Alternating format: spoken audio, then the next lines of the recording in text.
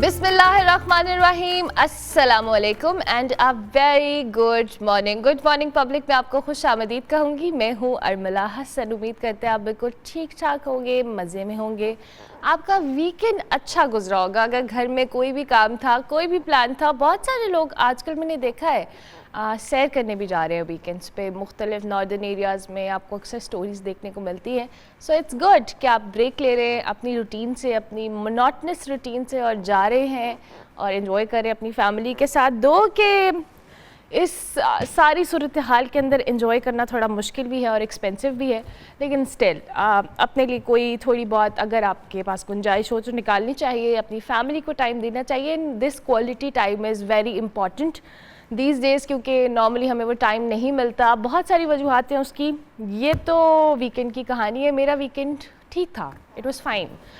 दो कि अब मंडे है और मंडे के बाद जो होता है ना, आपको थोड़ी टेंशन होती है कि हाँ ये अभी पूरा हफ्ता बाकी है, पूरा हफ्ता काम करना है। सो या ये वाला मंडे ब्लूज़ जो होते हैं ना, दे आर रियल, आपको कभी कभी बड़े हिट भी करते हैं। दूसरी जानिब जी, अखबार में आज पहली अच्छी खबर है जो कि मैं आपको बताने वाली हूँ। आप भी शुक्र अदा करेंगे कि वाह आज मैं भी कोई अच्छी खबर दे रही हूँ। अच्छी खबर ये जी कि पंजाब में मुल्क की तारीख की पहली सरकारी एयर एम्बुलेंस का आगाज़ कर दिया गया है। तरक्की पर सियासत नहीं होनी चाहिए, ऐसा वज़ीर आज़म ने कहा है। इस मौके के ऊपर जनाब मेडिकल कॉम्प्लेक्स का भी संगे बुनियाद रखा गया है। हेल्थ सेक्टर पाकिस्तान का जिसको बहुत ज़्यादा इम्प्रूवमेंट की ज़रूरत है, और पंजाब के अंदर अगर ये अच्छा इकदाम है कि अगर एयर एम्बुलेंस के हवाले से काम किया जा रहा है और इसको इनिशिएट कर दिया गया है, सो इट्स गुड। सो ये आज सुबह सुबह एक अच्छी खबर थी। इस पर हम कोशिश करेंगे इन डिटेल भी आगे जाके को बात करें, लेकिन ये अच्छी खबर थी जो मैंने सुबह सुबह आपके साथ शेयर की है। दूसरी जानिब जी, मुल्क की सियासत के अंदर कुछ अच्छी खबरें नहीं आती और हुकूमत जो है और जो अपोजिशन है आपस में एक दूसरे पे, आपको पता है, तनकीद तो करते रहते हैं। जो बन्नू में एक अफसोसनाक वाक़या हुआ, इसमें PTI को मुलव्विस करार देकर हुकूमत ने उसे दहशतगर्द जमात करार दे दिया है। वफाकी वज़ीर इत्तलात अता तारड़ साहब कहते हैं कि बन्नू के अमन मार्च में तहरीक इंसाफ के मुसल्लह अफराद ने शामिल होकर फायरिंग की। इनकी कोशिश थी सिविलियंस की हिलाकत का इल्ज़ाम फ़ौज पर लगवाएं। ये लोग हमेशा लाशों की तलाश में रहते हैं। 9 मई को भी इनका बयानिया अवाम को फ़ौज से लड़ाने का था। ये सियासी नहीं दहशतगर्द जमात है, अता तारड़ साहब ने ऐसा कहा। जबकि दूसरी तरफ खैबर पख्तूनख्वा के जो मुशीर इत्तलात हैं, उन्होंने बन्नू वाक़े पर अता तारड़ का जो बयान है उसको अहमकाना और मज़ाक का खेज़ करार दिया है। बैरिस्टर सैफ ने कहा है कि अता तारड़ साहब का जो बयान है हालात को ख़राब करने की मज़मूम कोशिश है। वफाकी हुकूमत दहशतगर्दी के ख़ात्मे की बजाय मौजूदा हालात में भी सियासत कर रही है। ऐसे लोग इक़्तिदार के नहीं हैं। तहरीक इंसाफ के जो रहनुमा हैं असद कैसर साहब, उन्होंने भी इल्ज़ाम लगाया कि मखसूस नशिस्तों पर अदालती फ़ैसला आने के बाद हमारे अरकान कौमी असम्बली को दबाव में लाकर वफादारियाँ बदलने की कोशिश की जा रही है। इन्हें ख़रीदने के लिए बड़ी बड़ी ऑफर्स भी हो रही हैं। जबकि जमीयत उलमा इस्लाम के सरबराह मौलाना फजल रहमान साहब ने कहा है कि तहरीक इंसाफ खैबर पख्तूनख्वा असम्बली तहलील और कौमी असम्बली से इस्तीफ़े देने पर आमादा हो गई है। जबकि हमने तहरीक इंसाफ से मुज़ाकरात के लिए कमेटी भी तश्कील दे दी है। मुल्क की सियासत किस तरफ जा रही है और क्या ये सब कुछ हो रहा है, ये सही हो रहा है या नहीं, इसी पर तज्जिया ले लेते हैं। सज्जाद मीर साहब हमारे साथ मौजूद है, सीनियर तज्जियाकार हैं, उनको खुश आमदीद कहते हैं। बहुत शुक्रिया सज्जाद मीर साहब कि आपने हमें ज्वाइन किया। सबसे पहले तो ये जो बन्नू का वाक़या है उसके बाद ये पॉलिटिकल पॉइंट स्कोरिंग है, दो के अता तारड़ साहब ने कहा और उसके बाद तहरीक इंसाफ ने इस हवाले से मज़ामत भी की। क्या समझते हैं कि इस तरह के वाक़यात के ऊपर क्या इन सियासतदानों को थोड़ा एहतियात नहीं बरतनी चाहिए इस तरह के बयानात से? नहीं, बयानात से ज़्यादा जो वाक़यात हैं उसके हवाले से हमारे लोगों को एहतियात बरतनी चाहिए। देखिए, पाकिस्तान के साथ बहुत से ऐसे वाक़यात हो रहे हैं जो तशवीशनाक है। मिसाल के तौर पर जो फ्रैंकफर्ट का वाक़या है, जहाँ 2 अफ़गानियों ने परचम जला दिया था, हालांकि उनके नुमाइंदे अंदर जाके बात कर रहे थे, वो पकड़े भी गए, लेकिन उस क्राउड में पाकिस्तानी भी मौजूद थे और उन पाकिस्तानियों की जो पोलिटिकल अफिलिएशन थी वो भी वाज़ेह हो गई है किसके साथ अफिलिएशन। हम दूसरे मुल्कों में भी जाके अपने गंदे कपड़े धोते हैं, ये कोई अच्छी बात नहीं है। बन्नू में हम ज़्यादा सियासत कर रहे हैं। अब वज़ीर आला कहते हैं फ़ौरन झटपट 1 मिनट बता दिया उन्होंने कि मैंने क्वेश्चन बना रहा हूँ। झटपट उन्होंने कह दिया कि जहाँ मैंने पहले ही बता दिया था कि जहाँ यूनिफॉर्म में कुछ लोग फिरते हैं, घूमते हैं, करते हैं। क्या अगर आपको पता था तो आपने कार्रवाई क्या की? ये तो लॉ एंड ऑर्डर का मामला था ना, आप क्यों कार्रवाई नहीं कर सके? सूरत-ए-हाल ये है कि यकीनी तौर पर मैं नहीं कहता कि इस पे पीटीआई के लोगों ने हंगामा किया, लेकिन मैं ये ज़रूर कहता हूँ कि ये एक पूरा पॉलिटिकल सिनेरियो है जिसको देखना पड़ेगा और इसका तज़िया करना पड़ेगा कि ये वाक़या क्यों हुआ और इसमें कौन-कौन लोग शामिल हैं।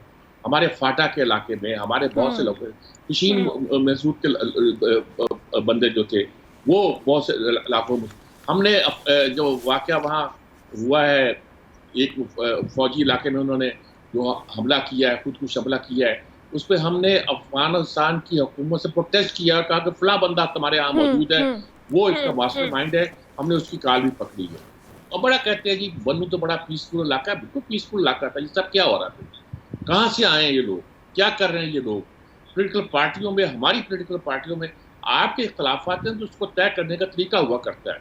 हम यही कहते हैं पार्लियामेंट में तय करो, सड़कों पर तय करना है तो सड़कों पर प्रोटेस्ट का भी एक अंदाज हुआ करता है। आप कहते हैं पीसफुल मार्च देखे आपने?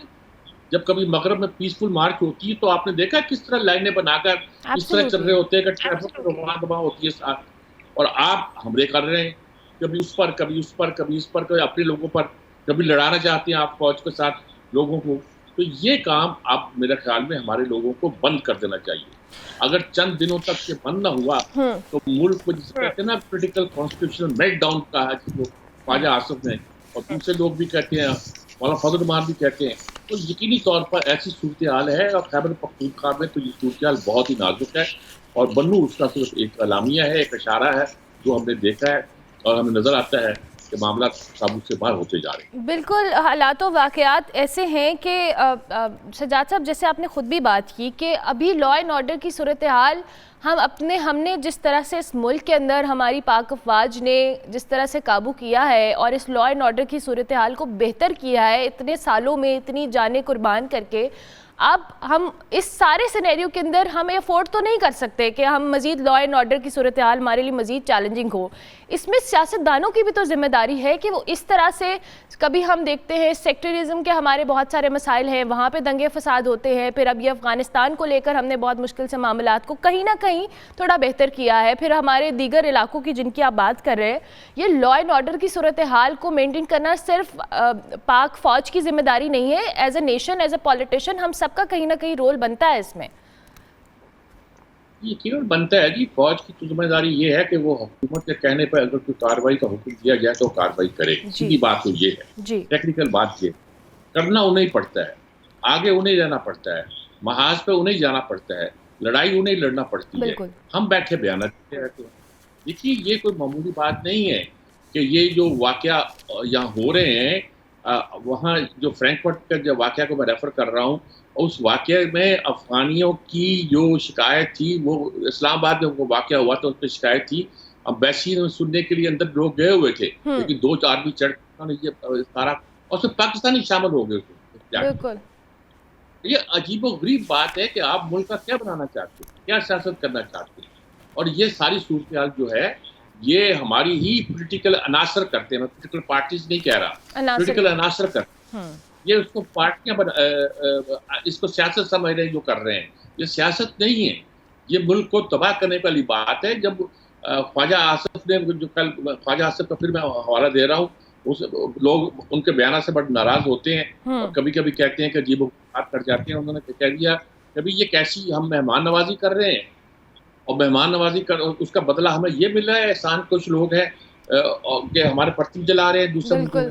बिल्कुल सूरत हाल ये है कि ये हमें भी सोचना चाहिए कि हमने क्या किया है, हमारे सियासतदान। और मीर साहब, आप ये एक बड़ी जिम्मेदारी की बात है कि ऐसी सूरत हाल में इतने इनसेंसिटिव कमेंट्स किसी भी जमात की तरफ से आना है। 2 कि अब एक चीज़ हो गई है, उसके बाद ये मामलात पॉलिटिकल पार्टीज़ के वर्कर्स को कहीं ना कहीं ट्रिगर भी करते हैं, उनको शय भी मिलती है। अगर उनकी पार्टी का कोई लीडर इस तरह की बात कर रहा है, चाहे वो कोई भी सियासी जमात है, चाहे वो PTI है, पीपल्स पार्टी है, नून लीग है, इस तरह के बयानात का आना ही उनके, हमारे यहाँ तो वैसे ही पॉलिटिकल टॉलरेंस बहुत कम है। ठीक बात है, बहुत कम है, लेकिन मैं बता रहा हूँ कि मुल्क की सियासी फजा ऐसी हो चुकी है कि बहुत सी सियासी जमातें, मेरे ख्याल में सभी शामिल हैं, लगता है कि अपने इक़्तिदार की जंग लड़ रही हैं। कुछ जमातें अपने इक़्तिदार की जंग लड़ रही हैं और कुछ अफराद अपने इक़्तिदार की जंग लड़ रहे हैं। उनको अपनी पार्टी की भी परवाह नहीं है। वो कहते हैं हमें इक़्तिदार दे दो, मुल्क ठीक हो जाएगा। और ये सारी सूरत हाल ये जो है किसी डेमोक्रेटिक माशरे में अच्छी नहीं हुआ करती। ये फासिस्ट टेंडेंसीज को ज़ाहिर करती हैं। और देखिए अमेरिका में अभी हुआ ना, वो ट्रंप के मुकाबले में जो बाइडेन पहले अड़े रहे, फिर उन्होंने जब उनकी पार्टी ने उन पर दबाव डाला कि भाई आप तो बीमारी की वजह से इलेक्शन नहीं लड़ पाएंगे और आप इलेक्शन हार जाएंगे, हमारी पार्टी डेमोक्रेट हार जाएगी और खुदा के लिए दस्तबरदार हो जाए, तो दस्तबरदार होना पड़ा। तो हमारे यहाँ ऐसा कुछ सिस्टम ही नहीं है। जो आदमी अड़ जाता है वो कहता अड़ जाता है, मैं ही सब कुछ हूँ, मैं ही करके दिखाऊंगा, मैं हूं तो मुल्क है, मुल्क को बाकी रहना है तो पहले मुझे आगे लाना पड़ेगा। हमारे यहाँ ये जो रवैया कायम हो गया है, इस रवैये के बारे में हमें सोचना चाहिए कि ये अमानतें कई साल की, ये क़यामतें जो गुजर गई थी, अमानतें कई साल की, मुनी नियाज़ी का।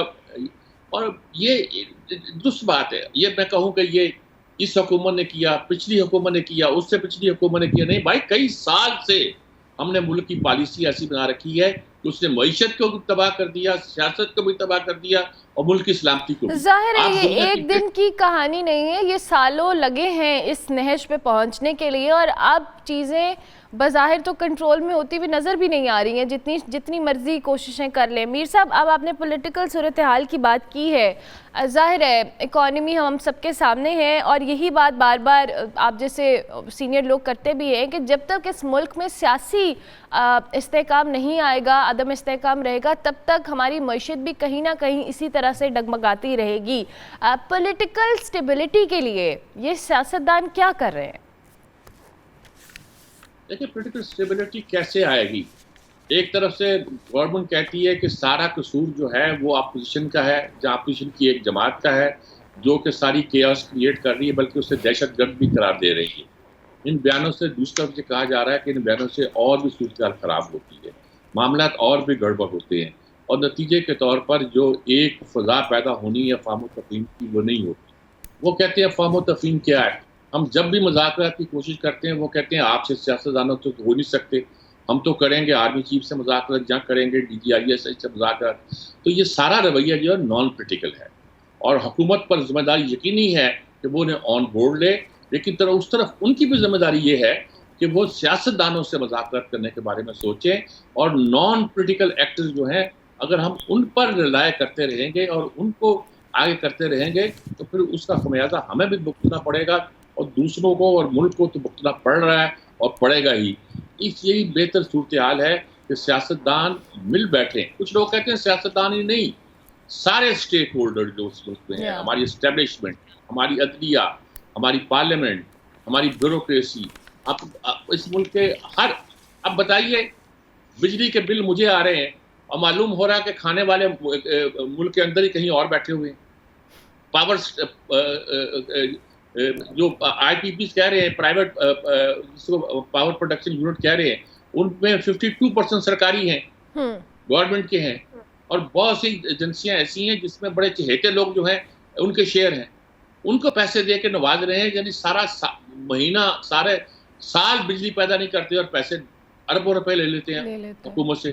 वो अरबों रुपए कहाँ से आते हैं? वो मेरी जेब से जाते हैं भाई। बिल्कुल ऐसा तो ये सारी, इसमें सियासतदान बस अगर वहाँ की कमाई में खुश होते हैं और वहाँ का इंटरेस्ट ग्रुप या प्रिविलेज क्लास जो है वो आगे आके समझती है कि वो मुल्क को चला रही है, तो मुल्क को नहीं चला रही, मुल्क नहीं चल रहा। और यकीन कीजिए कि अगर उन्होंने अपना रवैया ना बदला तो फिर लोग उस रवैये को बदल देंगे। मैं ये नहीं कहता कि ये इनकलाब दस्तक दे रहा आपके दरवाजे पर, लेकिन खला कभी बाकी नहीं रहती।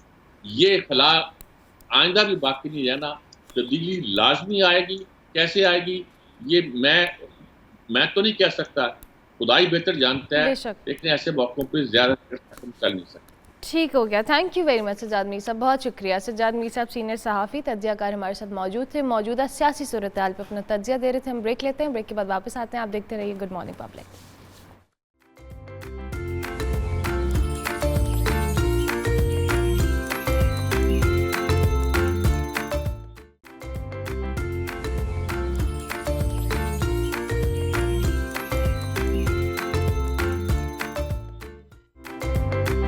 Welcome back to good morning public. अभी ब्रेक पर जाने से पहले भी हम फ्रैंकफर्ट के वाक़े के हवाले से बात कर रहे थे। गुज़िश्ता रोज़ ही जर्मनी में पाकिस्तानी काउंसिल खाने पर अफ़गान शहरियों की जानिब से हमले का एक अफसोसनाक वाक़या देखने में आया, जिसमें अफ़गान शहरियों ने जो काउंसलेट है उस पर धावा बोला, पथराव किया और यहाँ तक कि पाकिस्तानी परचम भी उतारा गया, जिसकी वीडियो भी सोशल मीडिया पर वायरल हुई।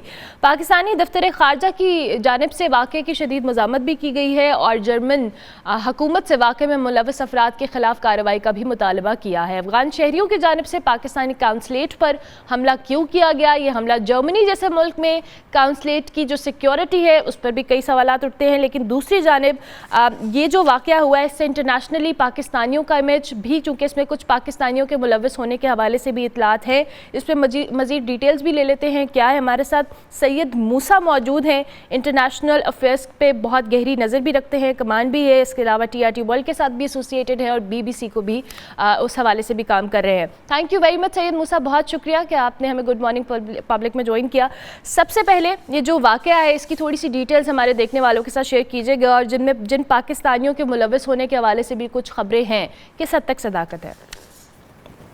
जी बिस्मिल्लाहिर्रहमानिर्रहीम। आई थिंक जहाँ तक पाकिस्तानियों की बात है वो तो फिर ज़रा तफ्तीश के बाद ही मैं पता लगेगा, पर अभी तक कुछ चीज़ें वाज़ेह हैं। उनमें से पहली बात तो ये है कि जी तकरीबन 400 के करीब वो इंतहा पसंद थे जिन्होंने ग्रुप बन के कौंसलेट के ऊपर अटैक किया। हमने देखा कि पथराव भी हुआ।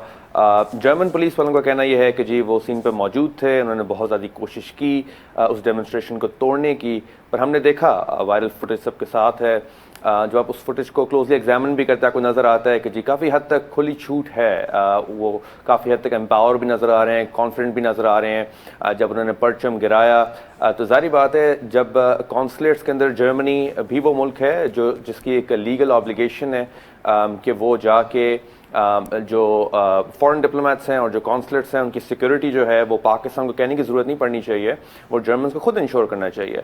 तो जब वो फुटेज देखते हैं आपको पता लगता है कि जी वो ऑर्गेनाइज प्रोटेस्ट आगे गया और उन्होंने सब कुछ किया। और जब पुलिस की तरफ से भी स्टेटमेंट्स आई हैं, मेरे लिए हैरानकुन बात ये थी कि उसके अंदर वो कह रहे हैं कि जी हम इसको मजीद इन्वेस्टिगेट करते हैं, जबकि आपको नज़र आ रहा है कि काफ़ी वायलेंट एक्ट था। मैं ज़्यादा बात नहीं, मतलब कि अगर आप इसको सिर्फ इतना ही देखें, इस किस्म का अटैक अगर फ़र्ज़ करें कि पाकिस्तान के अंदर जर्मन कॉन्सुलेट पर होता तो आप उनकी तरफ से रिएक्शन देखते, बहुत सी ज़्यादा सिक्योरिटी कंसर्न्स का भी नैरेटिव आगे पेडल किया जाता। तो पाकिस्तान ने जो शदीद मजम्मत की है वो तो एक तरफ है, पर साथ साथ जर्मन अथॉरिटीज़ को इस चीज़ को बहुत ज़्यादा सीरियसली लेना चाहिए, मुकदमा दर्ज होना चाहिए इन सबके खिलाफ ताकि एक मिसाल कायम हो सके कि आगे ना हो। बिल्कुल मूसा, आपने सही कहा कि इस तरह के वाक़यात का जर्मनी जैसे मुल्क के अंदर होना, जहाँ पे हम जहाँ जिन कंट्रीज़ की बात करते हैं सिक्योरिटी और पीसफुल प्रोटेस्ट और वहाँ पे इस तरह से लोगों का निकलना, दो के एहतजाज का हक सबको है, लेकिन अफ़गानियों का इस हवाले से इस तरह का एक्ट सामने आना इटसेल्फ, ये पाकिस्तान के अंदर भी बहुत सारे इसमें सवालात उठ रहे हैं। मैं ख्वाजा आसिफ साहब की स्टेटमेंट के हवाले से भी कोट करूंगी जो कि आज अखबार में मेरे सामने मौजूद भी है कि कितने एहसान फरामोश लोग हैं हमारी मेज़बानी का ये सलाह दे रहे हैं। तो पाकिस्तानी परचम को गिराना, उसको उतारना, ये इटसेल्फ एक बहुत अजीबो गरीब जेस्चर है अगर स्पेसिफिकली हम अफगानियों के हवाले से बात करें तो। अजीब व गरीब है, पर आई थिंक इस किस्म का सेंटिमेंट हमें अफगानी की तरफ से नज़र आया भी है, जिसकी वजह से रिलेशन टेंस रहे हैं। ख्वाजा साहब की बात बिल्कुल ठीक है। आई थिंक पाकिस्तान जो है, हम अपनी जो बैक है उसको बेंड करी जा रहे हैं अफगानियों के इंटरेस्ट को एंटरटेन करने के लिए। जब अमेरिकनों ने विड्रॉल किया तो पाकिस्तान ने, जबकि इतने ज़्यादा रेफ्यूजीज़ को हमने हार्बर भी किया, काफ़ी हद तक शेल्टर भी किया, हमने मज़ीद ताउन की गुंजाइश दिखाई। ये जो आपने वहाँ पे देखा परचम को गिराना, उसको सब कुछ करना, ये एंटी स्टेट एक्ट्स हैं। अगर आप ऑर्गेनाइजर्स की स्टेटमेंट्स को भी देखें, उन्होंने कहा कि जी हमने रियासती इदारों के खिलाफ ये प्रोटेस्ट किए थे। तो जब तो ऑर्गेनाइजर्स के आपको मोटिवेशन से ही पता लग जाता है कि इसको आप एहतजाज नहीं कह सकते। मेरे ख्याल है अगर ज़्यादा से ज़्यादा गुंजाइश होती, अगर जर्मन पुलिस इंटरवीन ना करती तो खुदा न खास्ता जो बहुत से हमारे डिप्लोमेट्स हैं उनकी जानें भी जो हैं वो बहुत हद तक एंडेंजर हो सकती थी। तो अफगानी की तरफ से देखें हमें एक ब्रॉडर सेंटिमेंट नज़र आता है डायस्पोरा के अंदर भी, जो अफगानी बाहर भी हैं, कि इस किस्म की रैलीज पहले भी होती हुई हैं, जाहिर बात है इस सतह पे नहीं, पर जो मोटिवेशन उसी किस्म की थी। हमने देखा कि इसी महीने तकरीबन जुलाई 10 के करीब लंदन के अंदर कौंसिल के करीब भी प्रोटेस्ट किए गए, और फिर हमने देखा कि जब आप इनकी बुनियाद देखते हैं तो बुनियाद उस तरह नज़र नहीं आती। अगर आपकी सियासी रिजर्वेशंस हैं या जो भी नैरेटिव ये देते हैं तो उसके प्रॉपर चैनल्स होते हैं। पाकिस्तान ने हमेशा ताउन किया है उन चीज़ों में, पर देखें इसका सियासत से ज़्यादा ताल्लुक है नहीं। एक गुस्सा था, आपने जाके तोड़ फोड़ करनी है, आपने पथराव करना है, आपने गलत मिसाल कायम करनी है उस स्टेट के खिलाफ जो कि आपके इंटरेस्ट को आगे लेके जा रहा है। अभी आप खित्ते में भी देखें कौन से वो मुल्क हैं जो कि अफगानिस्तान की बेहतरी की तरफ बहुत ज़्यादा मतलब कि डिफरेंट फॉर्मेट्स में भी इंगेज कर रहे हैं, रीजनली भी लोकली भी। पाकिस्तान के अंदर तो 3 मिलियन से ज़्यादा अफगान रेफ्यूजीज़ का अभी भी होना, और वो भी जो हमने जो एक ड्राइव की थी जिसके अंदर हमने इलीगल्स को निकाला, उसको भी आप देखें किस तरह पोर्ट्रे किया गया है, किसने गलत तरीके से पोर्ट्रे किया गया है। हालांकि एक हकीकी बात है कि पाकिस्तान इन चीज़ों को काफ़ी ताउन और सोच समझ के करता है, एग्जीक्यूट करता है, पर ये जो सामने था देखें ना ये सियासी है ना इसका कोई डिप्लोमेटिक वैल्यू है, ये बस पथराव और वैंडलिज्म, बर्बरियत की एक मिसाल है जो कि अफगानी कायम करना चाह रहे थे, और ये आगे को इस सिलसिले को बिल्कुल रोकना चाहिए। अच्छा मुसा, आपने खुद भी बात की कि पाकिस्तान ने हमेशा एक सॉफ्ट कॉर्नर रखा है अफगानियों के लिए भी, और जिस तरह से हमने इस ड्राइव की जिसका आपने जिक्र किया जिसमें इलीगल अफगानीज़ को, रेफ्यूजीज़ को यहाँ से जाने के हवाले से कहा भी गया, लेकिन स्टिल उसको जैसे दुनिया भर में पोर्ट्रे किया गया, पाकिस्तान के अंदर भी बड़े डिफरेंट सेंटिमेंट्स हमें इस हवाले से देखने को मिले। और अब इस तरह का एक्ट इंटरनेशनली होना, अब दो कि हम वही बात है कि पाकिस्तान उन ममालिक में से है जो अफगानियों को हमेशा से उनके लिए सॉफ्ट कॉर्नर रखता है और सपोर्ट भी किया है कहीं ना कहीं हमने उनको बहुत ज़्यादा, लेकिन इंटरनेशनली ऑलरेडी अफगानिस्तान या अफगानियों को लेकर कोई इतना सॉफ्ट सेंटिमेंट नहीं है पूरी दुनिया का। इस तरह की कोई कार्रवाई का करना इनकी जानिब से ये बहुत ज़्यादा डैमेज हो सकता है मज़ीद आने वाले वक्तों में इन अफगानिस्तान या अफगानियों के लिए। जी हो सकता है, काफ़ी हद तक हो सकता है। देखें पाकिस्तान ने जो अफगानियों के लिहाज से जो हौसला और जो सब्र और जो स्ट्रैटेजी दिखाई है वो बहुत कम मुल्क ने दिखाई। जारी बात है 2 दहाइयों से पहले हमारी कुछ डिफरेंट चॉइसेस थी, वो हमने ली, हमने उनके नताइज भी देखे, वो तो अपनी जगह पे हैं। बट अफगानिस्तान के साथ जब क्राइसिस गुजरा है, उनके जो ह्यूमैनिटेरियन सफरिंग की जब हम बात करते हैं कि लोगों के पास जब इकनॉमिक वसाइल भी ना हो और उनके पास शेल्टर्स और तालिबान रजीम के आने के बाद भी, तो पाकिस्तान ने हमेशा अफगानी लोगों को साथ लेके चले। हमने कभी ये नहीं दिखाया कि जी हमारे दरवाजे इनके लिए बंद हैं या सब कुछ है। तो एक तरह से पाकिस्तान दूसरी चॉइस भी तो ले सकता था बाकी और मुल्कों की तरह, जो कि कहते हैं कि जी हम बॉर्डर शट कर रहे हैं, हम इनके साथ इंगेज नहीं करेंगे, हमारे ऊपर अटैक हो रहा है। इस इंसिडेंट को देखने के बाद एक चीज़ वाज़ेह हो जाती है कि कोई डबल स्टैंडर्ड नहीं आना चाहिए आगे। जब डिप्लोमेटिक मिशंस की आप बात करते हैं तो वो काफ़ी सीरियसली जाते हैं 1963 की कन्वेंशन के नीचे, जबकि होस्ट कंट्री यानी कि जर्मनी के पास वो पूरी की पूरी रिस्पॉन्सिबिलिटी पड़ती है कि वो कंट्रोल कर सके। जहाँ तक इंटरनेशनल नैरेटिव की बात की जाए, देखें वो अभी भी पाकिस्तान को काफ़ी रॉन्गली जज करते हैं 3-4 डेकेड से पहले के स्टैंडर्ड के साथ कि जी अभी कोई चीज़ें तब्दील नहीं है। तब्दील बहुत कुछ हुआ है। तब्दील ये चीज़ हुई है कि अमेरिका ने जो स्ट्रैटेजी अफगानिस्तान में अपनाई वो बैकफायर हुई। पाकिस्तान का अफगानिस्तान के साथ एक बहुत पुराना एक सिलसिला है, रिलेशनशिप जो है उसमें उतार चढ़ाव तो आता है, पर पाकिस्तान ने अबैंडन नहीं किया। इस चीज़ को देखने के बाद एक चीज़ वाज़ेह हो जानी चाहिए, देखें अफगानियों के साथ में इंगेज करना आप करें ज़रूर, सॉफ्ट कॉर्नर या हार्ड स्ट्रैटेजी इन 2 बाइनरीज के बीच में खेलने की जरूरत नहीं है। आप प्रैक्टिकली अपने इंटरेस्ट को आगे लेके चलें, ये हमारी रेड लाइंस हैं, इनके अगेंस्ट किसी किस्म की भी चीज़ को टॉलरेट नहीं किया जाएगा, चाहे वो आप प्रोटेस्ट के खिलाफ के नीचे आप ये बातें करें या आप कोई बहाना निकालेंगे जी आप एक पीसफुल एहतजाज करें। जो भी वो वायरल फुटेज देखेगा उसको पता लगेगा कि जी ये बिल्कुल पीसफुल था नहीं, हमारे लिए सरप्राइज ये था। आई थिंक फॉरेन ऑफिस की तरफ से जो प्रेशर भी है उसको मजीद ऑगमेंट करने की जरूरत है, दिखने के लिए कि अथॉरिटी जो कहती है हम इन्वेस्टिगेट कर रहे हैं, क्या नताज आगे सामने आते हैं और क्या वो हमारे हक में है। ठीक हो गया, thank you very much Syed Musa, बहुत शुक्रिया। हमारे साथ Syed Musa expert international affairs मौजूद थे। अफगानिस्तान फ्रैंकफर्ट के अंदर जो वाक़या हुआ, अफगान शहरियों की जानिब से काउंसलेट के ऊपर धावा बोला गया और जो फुटेजेस हमने देखी उससे डेफिनेटली एक अच्छा इमेज नहीं गया। हम ब्रेक लेते हैं, ब्रेक के बाद वापस आते हैं, आप देखते रहिए गुड मॉर्निंग पब्लिक।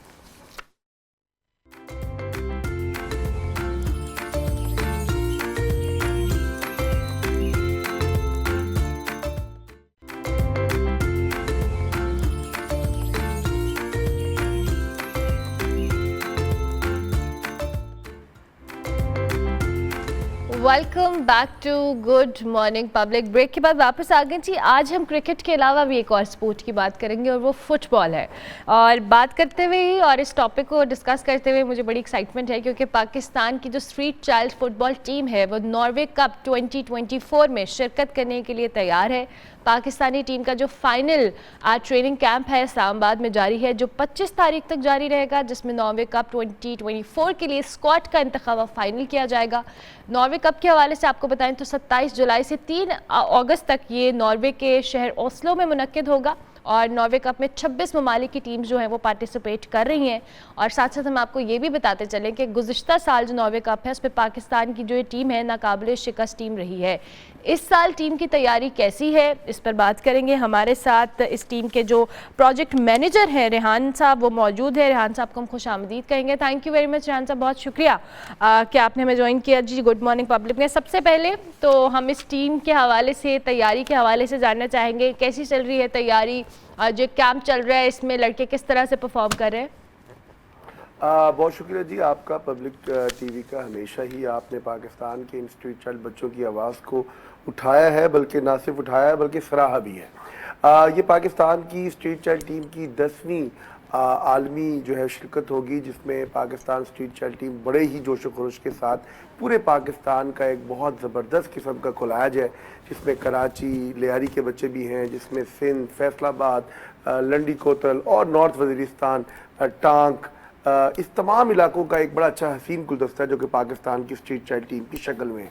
और तैयारी की जहाँ तक बात की जाए तो कोच रशीद साहब की सरबराही के अंदर ये एक बहुत ज़बरदस्त टीम को जो है वो 2 माह कबल इनका कैंप जो है मीरपुर आज़ाद कश्मीर में लगाया गया, जहाँ पर हमारा अपना एक आस्ट्रोटफ स्टेडियम मौजूद है। वहाँ पर इन बच्चों को रखा गया और आपको पता है कि बच्चे बेसिकली स्ट्रीट चिल्ड्रन कहलाते हैं और ये इन बच्चों की तरबियत के अमल को भी हमने साथ साथ जो है वो बगौर देखना है, जहाँ पर ना सिर्फ उनकी सलाहियतों को सामने लेकर आना है बल्कि उनकी तरबियत को भी सामने मद्देनज़र रखना है, ताकि जब ये कल पाकिस्तान के एक सफ़ीर की हैसियत से पेश हों तो यकीनन वहाँ पर पाकिस्तान की एक पॉजिटिव नुमाइंदगी हो। और नॉर्वे की कम्युनिटी जो है हमेशा से पाकिस्तान स्ट्रीट चाइल्ड टीम को सपोर्ट करती आई है और ये 5वीं शिरकत होगी हमारी नॉर्वे में, इस नॉर्वे कप में जो दुनिया का सबसे बड़ा यूथ टूर्नामेंट है। That's amazing, good to know that. Adeel साहब, ये बड़ी अच्छी बात है कि हमारी टीम जा रही है और 5वीं दफ़ा इनकी पार्टिसिपेशन है। हमने लास्ट टाइम भी देखा था कि इस कप के अंदर इन बच्चों ने बड़ा अच्छा परफॉर्म किया था। सो पाकिस्तान के अंदर ये जो स्ट्रीट फुटबॉल है, आपने लियारी का जिक्र किया, हम मुख्तलिफ जगहों पे देखते हैं कि इतना टैलेंट भरा हुआ है, बस उस टैलेंट को आइडेंटिफाई करना है, हमें उनको पॉलिश करना है, उनको इस तरह के टूर्नामेंट्स के लिए तैयार करना है। सो हमारा ओवरऑल जो फुटबॉल को लेकर विद टाइम स्ट्रक्चर है, कितनी बेहतरी आई है इसमें? अच्छा, सबसे पहले तो ये समझना बहुत ज़रूरी है कि गवर्नमेंट ऑफ पाकिस्तान ने, क्योंकि जो रिसेंटली एमरजेंसी नाफिज की है, उस एमरजेंसी में तालीमी एमरजेंसी को मद्देनज़र रखा गया है और उस तालीमी एमरजेंसी में इस बात का अदा किया गया कि पाकिस्तान में इस वक्त 2 करोड़ 2.5 करोड़ नहीं बल्कि 2 करोड़ 82 लाख बच्चे आउट ऑफ स्कूल हैं। उन आउट ऑफ स्कूल बच्चों में 23 लाख बच्चे जो हैं स्ट्रीट चिल्ड्रन कहलाते हैं और उन स्ट्रीट चिल्ड्रन बच्चों का की मैं डेफिनेशन यहाँ दोबारा इसलिए पब्लिक टीवी पे लोगों के लिए आम करने के लिए अर्ज करूँ कि वो बच्चे जो 10 से 12 घंटे अपने वालिद की निगहदाश्त के बगैर गली कूचों में अपना वक्त गुजार दे। वो कोई कूड़ा उठाने वाला बच्चा भी हो सकता है, वो किसी दुकान पे काम करने वाला छोटा भी हो सकता है, वो घरों में हमारे यहाँ चाइल्ड लेबर की बहुत सारी मिसालें मिल रही होती है।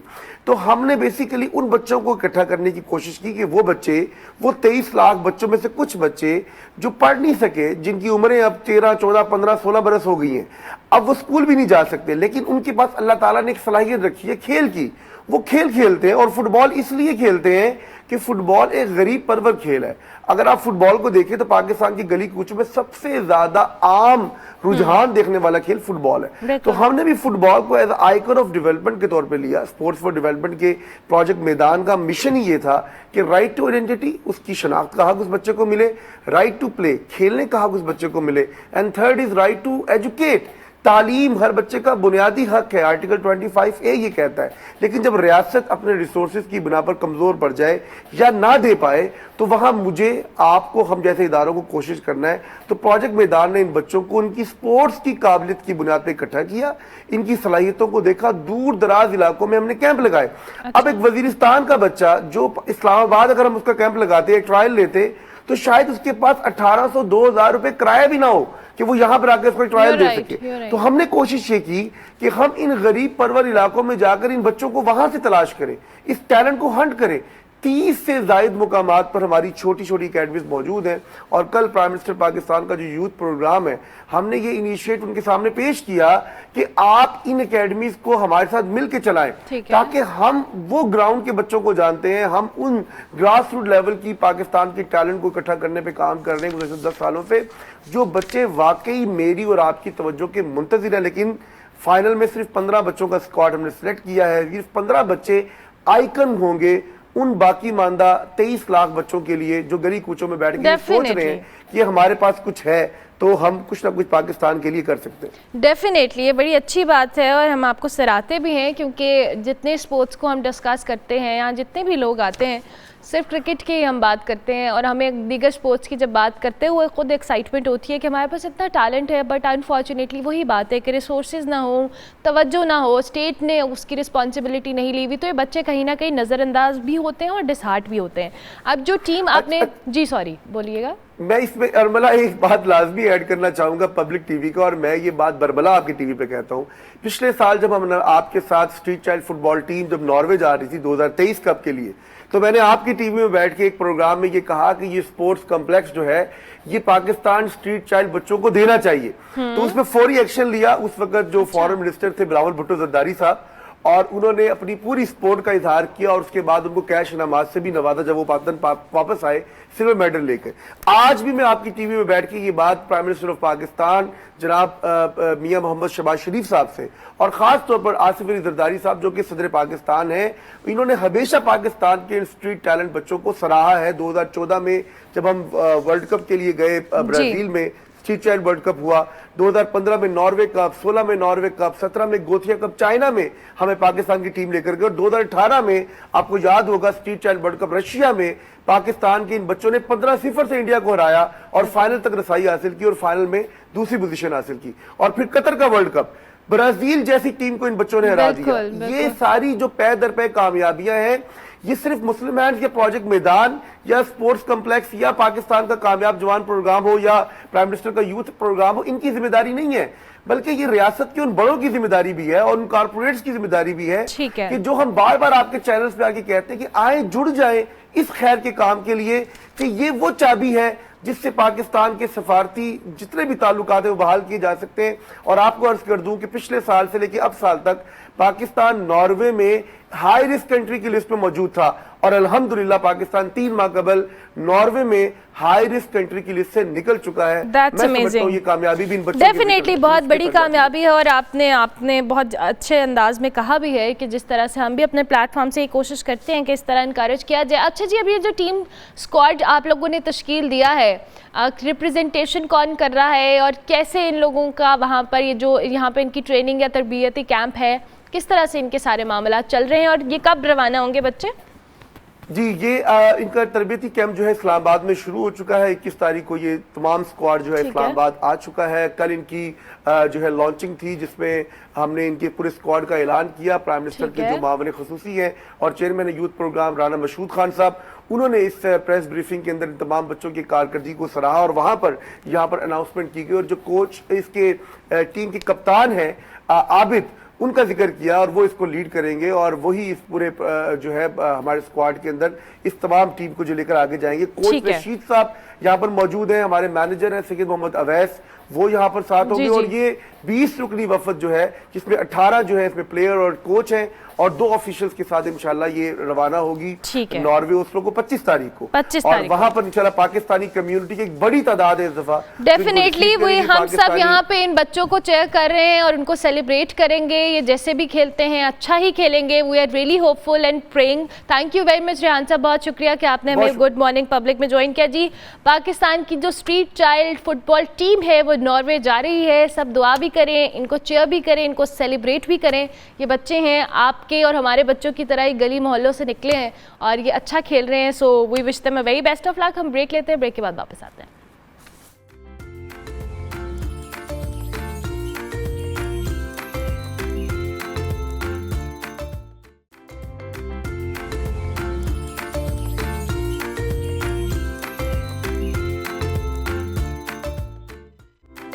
Welcome back to good morning public. Break के बाद वापस आ गए जी। अब आपकी हेल्थ और फिटनेस के हवाले से भी बात करेंगे और आपको आज हम जिस टॉपिक के हवाले से बात करने वाले हैं it's very important and interesting at the same time. आज हम मेडिटेशन को डिस्कस करेंगे, जिसे आप मुराकबा कहते हैं आम उर्दू की ज़बान में। कितना ज़रूरी है और ये किस तरह की एक्सरसाइज है, ब्रीदिंग रिलेटेड है या ओवरऑल आपका जो एक फ़ोकस है वो कितना इंपॉर्टेंट है और इससे आपकी लाइफ के अंदर, आपकी बॉडी के अंदर, आपके मेंटल पीस में या मेंटल स्टेट में क्या पॉजिटिव चेंजेस आते हैं, इस पे हम बात करेंगे। फरीहा फैसल हमारे साथ मौजूद हैं, योगा एक्सपर्ट हैं, उनको हम खुश आमदीद कहते हैं। Thank you very much Fariha, कैसे हैं आप? मैं बिल्कुल ठीक हूँ। फरीहा, सबसे पहले तो आज हमें बताएं कि हम मेडिटेशन को डिस्कस कर रहे हैं, ये है क्या? थोड़ी सी इसके में हिस्ट्री और बैकग्राउंड बताएं और फिर कुछ चीज़ें हम आपके साथ सवाल अच्छा, ये सारी चीज़ें जो है बेसिकली कनेक्टेड होती हैं, ठीक है। योगा है, मेडिटेशन है, ठीक है, और ब्रीदिंग प्रैक्टिस है, ठीक है। तो आप जो योगा भी करते हैं उसका एंड रिज़ल्ट ये होता है कि आपको एक मेडिटेटिव स्टेट अचीव करनी है। और मेडिटेटिव स्टेट होती क्या है कि live in the present moment, ठीक है। आपको या तो पास्ट की फ़िक्रें वो परेशान कर रही होती हैं या फ्यूचर की एक ऐसी चीज़ें होती हैं जो आपको एंजाइटी दे रही होती हैं, तो इन सब को एक न्यूट्रलाइज करने के लिए, क्योंकि हमने प्रेजेंट मोमेंट में रहना है, ठीक है ना। मतलब हम इसमें एग्जांपल देते हैं कि ये चुटकी बजाएं तो आप चुटकी देखते रहें तो आप प्रेजेंट मोमेंट में रहेंगे, लेकिन हर वक्त हम चुटकी तो नहीं बजा सकते ना, हर वक्त तो नहीं ऐसे कर सकते। तो फिर इसलिए जो है वो मेडिटेशन करना जो है वो आपको प्रेजेंट मोमेंट में लेकर आती है, वो आपको स्ट्रेस फ्री करती है। और उसमें ब्रीदिंग का रोल ऐसा है, तो उसमें मैं थोड़ा सा से पहले इसको डिफाइन करूँगी कि जब आप इस दुनिया में आते हैं तो आप पहला काम करते हैं, क्या लेते हैं? सांस लेते हैं। और अब जब इस दुनिया से जा रहे होते हैं तो आखिरी काम क्या करते हैं? अपना सांस छोड़ते हैं। तो मतलब सांस, ब्रीदिंग इतना इम्पॉर्टेंट है हमारी लाइफ में, लेकिन हमें पता ही नहीं होता कि हम बस गैर सांस दिए जा रहे हैं, ऑटो पायलट पे हमारा एक सांस चल रहा है, लेकिन हम उसको एक्नॉलेज ही नहीं कर रहे होते। सिर्फ पूरे दिन में एक सांस होता है जब आप कहते हैं जी मैंने आज सुख का सांस लिया। हाँ, और या फिर आपको किसी पे बहुत गुस्सा आ रहा हो तो हाँ, फिर तो आप फिर वो सांस लेते हैं, हाँ, गुस्से वाला सांस लेते हैं। तो ब्रीदिंग इज सो इम्पॉर्टेंट। तो मतलब ब्रीदिंग का इतना इम्पोर्टेंस है कि जैसे अगर आप देखें ना कोई बीमार होता है तो आप वो ऑटोमेटिकली छोटे सांस ले रहा होता है। फिर हम किसी को कहें ना कि अच्छा तुम बड़े आजकल खुश हो, जैसे अगर किसी ने कोई हाई अचीवर है, ठीक है, या उसकी शादी होने वाली है, तो हम कहते हैं बड़ा तुम्हारे पे ग्लो आ रहा है, तो हमारी बॉडी ऑटोमेटिकली लंबे गहरे सांस ले रही होती है, जिसकी वजह से आपका जो है वो ग्लो आता है। तो अगर हम यही अपनी प्रैक्टिस करें, मतलब जैसे अगर योगीज हैं या जिस तरह के लोग हैं, हम इनको यही कहते हैं ना कि जी ये बड़े यंग लगते हैं, वो इसी वजह से यंग लगते हैं कि वो ब्रीदिंग प्रैक्टिस ज़्यादा करते हैं, इस वजह से वो स्ट्रेस फ्री भी होते हैं। और मतलब आपको जो स्ट्रेस है वो आपको खा जाता है। इवन एक्सरसाइज के अंदर भी ये बहुत सारे ट्रेनर्स कह रहे होते हैं कि आपने अपनी ब्रीदिंग पे भी उतना फोकस करना है जितना आप अपनी उस पर कर रहे हैं, लेकिन नॉर्मली हमें आइडिया नहीं होता कि हमारी ब्रीदिंग जो हम नॉर्मल ब्रीथ कर रहे हैं, हमें किस तरह से क्या टेक्निक है इनहेल और एक्सेल की, we actually don't know, most of the people don't know. ऐसे ही है, मतलब हमें हमेशा ये शुरू से सिखाया कि पेट अंदर सांस बाहर, इस तरह नहीं है। हालांकि जब आपने सांस अंदर करना तो आपका पेट पूरा फूलना चाहिए, जैसे एक बैलून है जिसमें आप हवा भर रहे हैं, ठीक है ना। ये इट्स लाइक जो इसकी केमिस्ट्री भी अगर आप पढ़ेंगी, सॉरी एनाटॉमी भी पढ़ेंगी, तो उसमें भी यही है। तो फिर उसके बाद जब ब्रीद आउट करना है तो फिर आपका पेट अंदर जाना चाहिए, स्क्वीज होना चाहिए, ब्रीद इन पे आपका एक्सपैंड होना चाहिए। अच्छा, अब ये ब्रीदिंग प्रैक्टिस जो है नॉर्मली हम नहीं करते हैं, हमें नहीं पता इसका आपकी, जैसे आपने खुद कहा कि ओवरऑल आपकी हेल्थ के ऊपर बड़ा इसका पॉजिटिव असर है, लेकिन नॉर्मली लोगों को पता ही नहीं है, हमें लगता है बस आम सांस ले रहे हैं। और क्या ये जो ब्रीदिंग एक्सरसाइज या मेडिटेशन से हमारे ये जो अक्सर लोगों का स्टेमिना बड़ा कम होता है या उनको सांस बहुत जल्दी चढ़ जाता है, इवन अब मुझे लगता है हमारी एज में हम सीढ़ियाँ चढ़ते हैं तो हमारा सांस फूट जाता है, सो क्या ये चीज़ें इंप्रूव होती हैं? बिल्कुल 100%। देखिए आपकी लंग कैपेसिटी बढ़ती है ना, ठीक है, आपकी लंग के 3 पार्ट्स हैं। जब आप ब्रीदिंग ये वाली प्रैक्टिसेस करते हैं तो आपके वो लंग कैपेसिटी को बढ़ाता है और ऑब्वियसली फिर आपका स्टेमिना भी बढ़ता है, ठीक है, और आपका एनर्जी लेवल बेहतर होता है और आप लाइफ में ऐसी चीज़ें कर रहे होते हैं। जैसे आपको मेरा पता ही है कि मैं कैंसर सर्वाइवर हूँ, तो मैंने तो अपनी मतलब बड़ा वो अजीब तरीके से सोचा हुआ था कि हाय मेरे साइड इफ़ेक्ट डबल हो जाएंगे, ये हो जाएगा वो हो जाएगा, लेकिन नाउ इट्स टोटली ऑपोजिट कि मेरे लिए तो इसने मैजिक किया है कि मतलब मेरे साइड इफ़ेक्ट सब साइड हो गए हैं। मैं अपने फ्रेंड्स, जो मेरे फ्रेंड सर्कल है उसमें आई एम वेरी हेल्दी, मतलब मैं उनसे ज़्यादा हेल्दी, उनको इश्यूज हैं, मुझे नहीं है। वो यही कहते हैं कि हाँ ये ठीक है, तो मतलब तुम सही हो और हमें बीमारियां लगी हुई, हमें ब्लड प्रेशर हो रहा है, because you are focusing on something जो आपकी हेल्थ पे लॉन्ग टर्म जिसका असर है, and since you are aware of that, mostly people are not aware of that Fariha, हमारे यहाँ लोगों को पता ही नहीं है। अनफॉर्चुनेटली हम जो है एक्सरसाइज या इस टाइप की जितनी भी चीज़ें हैं ना, हम उसको इस तरह से लेते हैं जब हम बीमार होंगे तो हमने वो तब करनी है। या ठीक है, ये आपका लाइफस्टाइल है। ठीक या है। हमने पतले होना है तो हमने तब करनी है। हाँ वैसे तो ये हाँ, तो है। ये दोनों चीज़ें आप पहले ही वो करें, जिसको कहते हैं ना prevention is better than cure. तो वो वाली बात है। अच्छा थोड़ा ब्रीदिंग एक्सरसाइज हम करें? हाँ बिल्कुल, हम सो करते वी हैं। Get an idea. मैं भी आज प्रिया को ज्वाइन करती हूँ, कुछ ब्रीदिंग एक्सरसाइज करने की कोशिश करती हूँ। दो के when I used to do pilates तो मुझे लगता था, तब मेरी ट्रेनर मुझे कहती थी और मैंने तब मुझे एग्जैक्टली थोड़ा सा आइडिया होता है कि how do you breathe inhale और एक्सहेल, लेकिन मोस्ट लोगों को नहीं पता। हाँ नहीं पता होता। चलें लेट्स डू तो इट। आज हम एक करेंगे पावर ब्रेथ। तो ठीक यू है। हैव टू सिट स्ट्रेट, मतलब आपकी कमर स्ट्रेट होनी चाहिए। done. Yes, Yeah. और क्लोज योर आइज। अब आप एक प्लीज ब्रीद इन, एक लंबा गहरा सांस, and breathe out from your mouth. That's a power breath. Yes, okay and how many times we have to do it? You have to do it 3 times। 3 times? Yes. और इससे आपकी जो overall, वैसे आप ब्रीदिंग से बहुत काम होते हैं, ये मेरा पर्सनल एक्सपीरियंस है। और अभी हम दोनों साथ करते हैं। हाँ जस्ट ठीक है, ओके, ठीक है, ठीक है, ठीक है। Breathe there is a in, silence for on the screen, हाँ. सो या breathe in, hold, and breathe out from your mouth with the ha sound. Okay so आप दिन में कितना टाइम हमें ये करना चाहिए?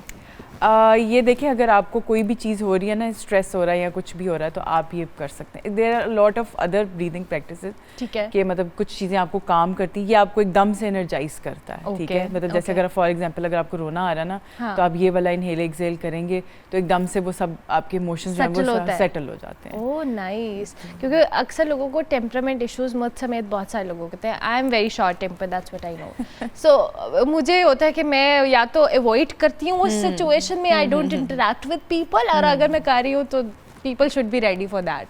सो इसमें ब्रीदिंग एक्सरसाइज काम करेगी? बिल्कुल काम करेगी। जिनको गुस्सा ज़्यादा आता है? हाँ बिल्कुल करती है। अच्छा हाँ. ठीक है। और उसमें आपको क्या प्रॉपर इस ब्रीदिंग एक्सरसाइज के लिए you have to sit down, आपको प्रॉपर करना है, या आप कहीं भी कर सकते हैं? ये एक ऐसी चीज़ है जैसे आप रोज़ अपना एक डेंटल हाइजीन करते हैं ना, आप अपने रोज़ दांत साफ करते हैं, तो ये आपकी मेंटल हाइजीन है। ठीक है। आप इसको रोज़ प्रैक्टिस करेंगे तो आपको इसको रोज़ रिजल्ट मिलेगा। मतलब अगर आपको गुस्सा अगर 10 मिनट में आता है तो वो उसका टाइम स्पेंड बढ़ना शुरू हो जाएगा, आधे घंटे पे आएगा, और एक टाइम आएगा कि आपको बॉदर भी नहीं होगा।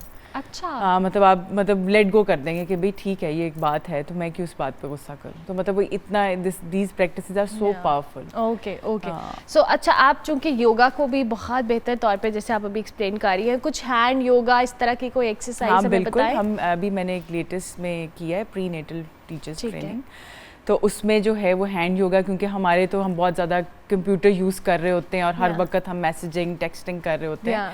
सो उसमें ये है कि आप अपना हाथ जो है, ये it's called the web hand yoga.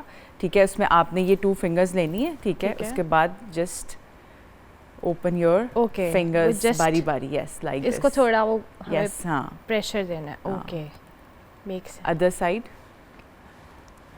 Yes, good, ऐसे। ओके। और ये कितना टाइम करना है आपको? बस 1 टाइम करें या 2 टाइम करें, और इसके बाद ऐसे हाथों को ऐसे करें। हाँ. इससे आपकी सर्कुलेशन भी आएगी। यस, अब आप देखें कि आपको फर्क फील हुआ होगा एकदम से। नॉर्मली हमारी हाथों की एक्टिविटी तो मोबाइल ही है मोबाइल ही है, तो हर ये बेसिकली वक्त जो है वो आपको वो एनर्जाइज कर देगा, Energize हाँ, करता और है। थोड़ा मसल आपका बेहतर तरीके से काम। अच्छा, अब एज ग्रुप की हम बात करते हैं कि जैसे हम योगा एक्सरसाइज या जिम को हम रिकमेंड करते हैं, आप हार्ड को एक्सरसाइज को कहते हैं, वो आपको एक स्पेसिफिक एज में जाके आप रिकमेंड करते हैं, बट योगा मेडिटेशन ये हमें कौन सा एज ग्रुप है जिसमें स्टार्ट कर देना चाहिए? Any age group. Any as हाँ, ग्रुप। मतलब अब तो छोटे बच्चों को भी इतना स्ट्रेस होता है, उनको भी उसी लेवल पे शुरू करा देना चाहिए योगा और मेडिटेशन, ये सब चीज़ें। अच्छा, सही है। अब मुझे बताएं कि बहुत सारी ख़वातीन घर पर होती हैं, दे हैव एन एक्सक्यूज़ तो नहीं कह सकते, sometimes they are right, they are busy with everything, house chores, ये सारी चीज़ें। So what do you recommend to हाउसवाइफ्स जो घर पे हैं, ख़वातीन सब देख रही हैं, अगर वो घर पे कुछ करना चाहें तो? उसमें मैं ये कहूँगी कि जैसे आप रोज़ खाना खाते हैं ना, उसके लिए आप टाइम निकालते हैं, तो ये आपने अपनी हेल्थ के लिए टाइम लाजमी निकालना है। एक्सरसाइज के लिए मैं योगा हूँ, तो फिर लोगों को लगेगा कि जी ये तो योगा है, तो इस योग्य टीचर है तो इसलिए बात करिए। नहीं, आप कोई और एक्सरसाइज कर लें, लेकिन जाएं ज़रूर बाहर, because it's very important for your own body, कि आपकी बॉडी ठीक होगी तो फिर आप बाकी आपकी चीज़ें सही चल सकेंगी। ज़बरदस्त। ठीक है, तो ये बॉडी ने आपके साथ चलना है, और मतलब ये तो आपको पता है कि ये हमारी बॉडी जो होती है हमें अमानत के तौर पे मिली हुई है, तो हमने इसका ख्याल रखना है। तो एक्सरसाइज करना भी उसी तरह से है, इट्स वेरी इंपॉर्टेंट। तो घर में अगर आप बैठे हुए हैं तो आप ऑनलाइन योगा कर सकते हैं। अब तो इंटरनेट, ये जो आप अगर देखिए यूट्यूब, इस पे इतना Videos, कुछ yeah. अवेलेबल है, तो उसके लिए आपको परेशान होने की ज़रूरत ही नहीं है, आपको किसी टीचर के पास जाने की ज़रूरत नहीं, आप घर बैठे भी कर सकते हैं, सीख सकते हैं। Perfect, thank you very much Faria, बहुत शुक्रिया आपका। फरिया फैसल हमारे साथ मौजूद थी, योगा एक्सपर्ट थी, मुख्तलिफ हाथों का इन्होंने योगा भी बताया और ब्रीदिंग को लेकर इन्होंने बड़ी इंपॉर्टेंट चीज़ बताई है कि ब्रीदिंग करने से आपके बहुत सारे health issues, mental issues sort out हो जाते हैं। ब्रेक लेते हैं, ब्रेक के बाद वापस आते हैं, आप देखते रहिए गुड मॉर्निंग पब्लिक।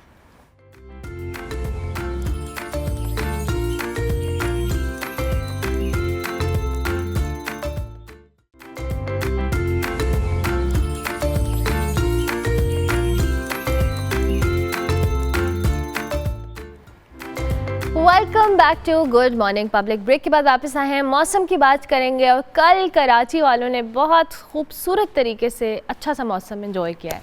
और कराची में कल जी बारिश हुई है, लेकिन कि कुछ इलाकों में जहां लोग एंजॉय कर रहे थे वहां पर लोगों को बहुत सारे मसले भी हुए हैं इस बारिश से, और मुख्तलिफ वाक़यात भी रिपोर्ट हो रहे थे, पानी भी खड़ा था, इस तरह की बातें भी थी। लेकिन हम सुबह सुबह कोशिश करेंगे कि कराची से अच्छी आपको ना जो विजुअल्स के साथ अच्छी बातें ही करें। सो इकरा ऐवान हमारे साथ मौजूद है, हमारी कॉरेस्पॉन्डेंट है, इनको हम खुश आमदीद कहते हैं। इकरा, अस्सलाम वालेकुम, कैसे हैं आप? वालेकुम अस्सलाम, मैं ठीक, आप बताएं आप कैसे हैं? मैं बिल्कुल ठीक हूँ। इकरा, मुझे ये बताएं आपने कितना मौसम एंजॉय किया है कल से अब तक?